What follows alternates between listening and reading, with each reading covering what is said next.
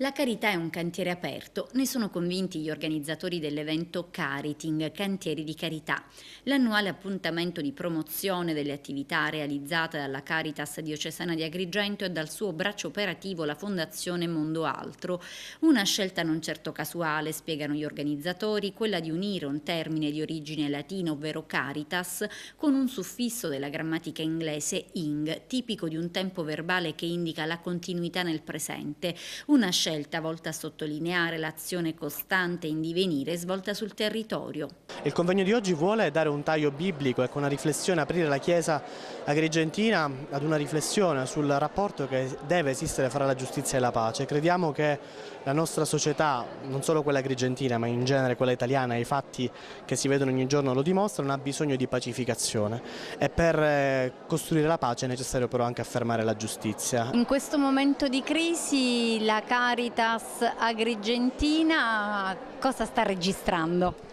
Certamente anche noi registriamo un aumento delle povertà, sono tanti i nuovi poveri, quelli che comunque fino a poco tempo fa riuscivano ad arrivare a fine mese, adesso non ce la fanno.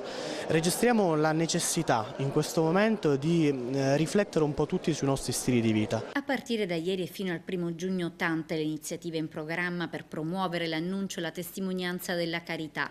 Tra gli eventi più rilevanti della settimana il convegno Giustizia e Pace si baceranno, la carità come strumento di liberazione, svolto ieri al seminario arcivescovile di Agrigento, al quale hanno preso parte tra gli altri il direttore di Caritas Italiana Don Francesco Soddu e l'arcivescovo di Agrigento Monsignor Francesco Montenegro. Il cantiere operativo, laborioso della carità a cosa punta? Io direi che punta principalmente alla riqualificazione di se stessa, ciò che è lo specifico della Caritas, che è un po' il nostro pallino, cioè quello di non limitarci ad essere semplicemente la controparte ecclesiale o ecclesiastica dei servizi socioassistenziali, ma è qualcosa di più, è quello che caratterizza proprio il cristiano, cioè manifestare attraverso le opere l'amore di Dio. Per carità intendiamo l'elemosina, è chiaro l'elemosina non libera ma rende sempre più schiavi.